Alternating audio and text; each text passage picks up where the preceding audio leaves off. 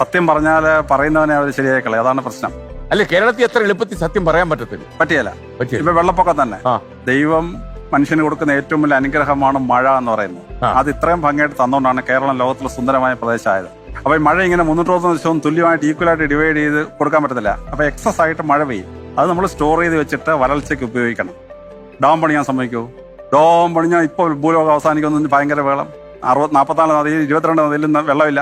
ഇനി വെള്ളം കൂടുതൽ വന്നാൽ ആ വെള്ളം എക്സസ് വെള്ളം ഇല്ലാത്തവന് കൊടുക്കണം. നമ്മുടെ ആ തൊട്ടയൽ സംസ്ഥാനം തമിഴ്നാടിന് വെള്ളമില്ല.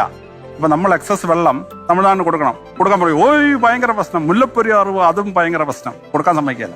അപ്പൊ നമ്മൾ ഡാം ഉണ്ടാക്കി. ആ ഡാം ഉണ്ടാക്കിയപ്പോൾ അതിനകത്ത് സിൽറ്റ് വന്ന് അടിഞ്ഞിട്ട് മണലും ചെളിയും വന്ന് അടിഞ്ഞിട്ട് ഒറിജിനൽ ഡാമിന്റെ പകുതി പോലും സ്റ്റോറേജ് ആ സ്റ്റോറേജ് ഇല്ല. അതുകൊണ്ടാണ് ഈ ഡാം പെട്ടെന്ന് ഓവർഫ്ലോ ചെയ്യുന്നത്. ആ മണലും ചെളിയൊന്നും വരാൻ പറ്റുമോ? വരാൻ പറ്റില്ല.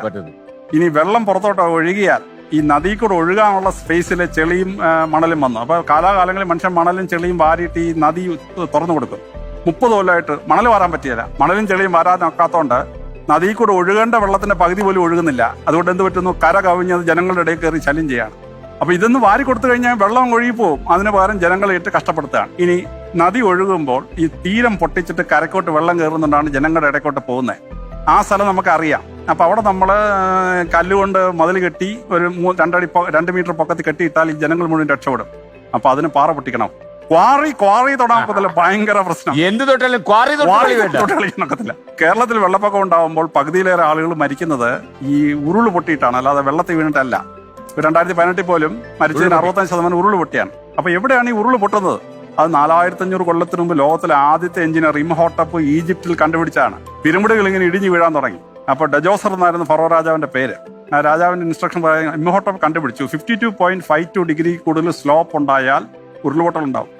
അപ്പൊ ഇത്രയും കൂടുതൽ സ്ലോപ്പുള്ള സ്ഥലം നമുക്കറിയാം. ആ സ്ഥലത്ത് ഈ ഉരുൾപൊട്ടൽ തുടങ്ങുന്ന സ്ഥലത്ത് റീറ്റൈനിങ് വോൾ പണിഞ്ഞാൽ ഉരുൾപൊട്ടൽ തടയാം. ആ റീറ്റൈനിങ് വോൾ പണിഞ്ഞെങ്കിൽ പാറ പൊട്ടിക്കാൻ പറ്റിയല്ല. ചേട്ടാ ഒരു രീതിയിലും ഈ ജീവിച്ചു പോകാൻ ഈ മലയാളി സമ്മതിക്കത്തില്ല. മലയാളി എളുപ്പത്തിൽ പറ്റിക്കാം. എളുപ്പത്തിൽ അങ്ങോട്ട് അവൻ വിശ്വസിക്കും. പണ്ട് ഈ കാള പറ്റാൽ കയറെടുക്കരുതെന്ന് പറഞ്ഞ് പണ്ടൊരു പഴം പിടിക്കാൻ പണ്ടേ മലയാളിക്ക് ഈ വിഡ്ഢിത്തരം പണ്ടേ മലയാളിക്ക് ഉള്ളതുകൊണ്ടാണ് അങ്ങനെ ഒരു പഴമൊഴി ഉണ്ടായത്.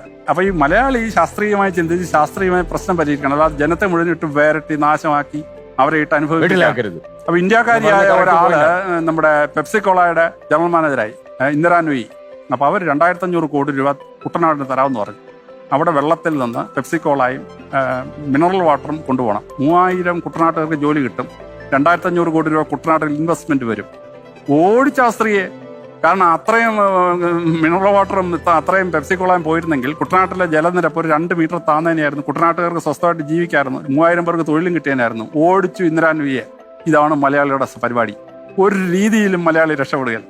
വലിയ പാടാ അങ്ങ് പറഞ്ഞതിനകത്ത്